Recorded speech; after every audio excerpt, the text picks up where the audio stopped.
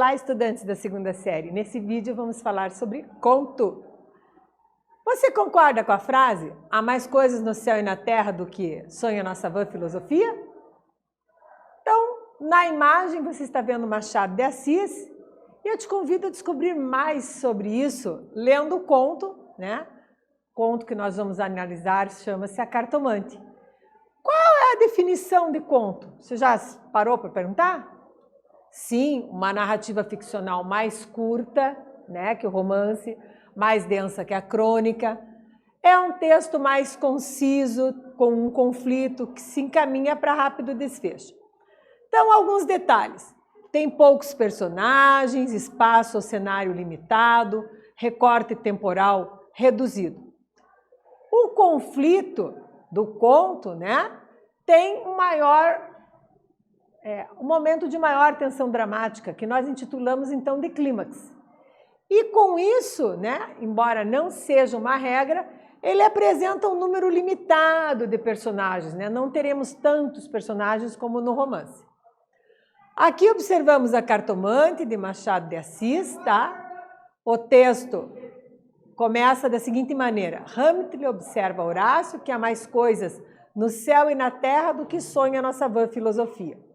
Era a mesma explicação que dava a bela Rita ao moço Camilo, numa sexta-feira de novembro de 1869, quando este ria dela por ter ido, na véspera, consultar uma cartomante. A diferença é que fazia por outras palavras.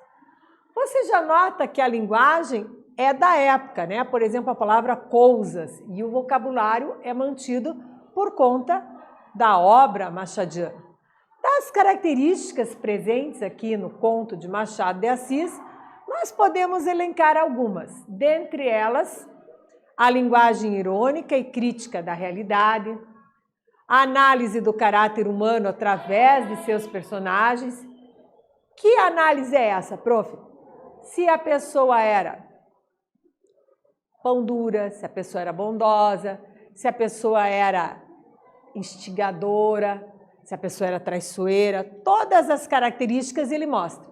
Sempre revelando o quê? O lado negativo, dentre outros, né? Mas evidenciando muito o lado negativo.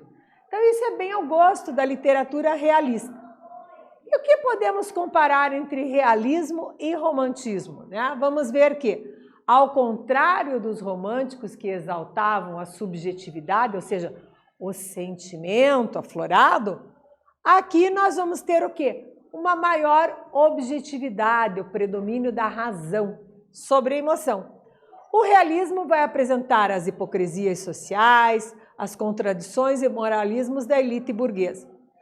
Na obra machadiana, que é assim que chamamos a obra de Machado de Assis, podemos ter traços claros da ironia.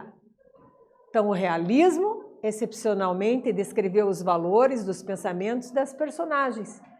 E aí, não só o realismo brasileiro, né? Mas também ele retratou a parte externa, a sociedade brasileira do final do século XIX.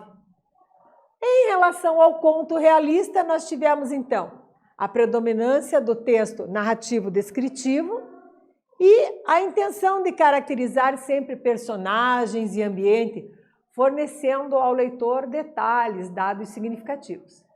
Neste vídeo falamos sobre conto, espero que vocês tenham gostado e até breve.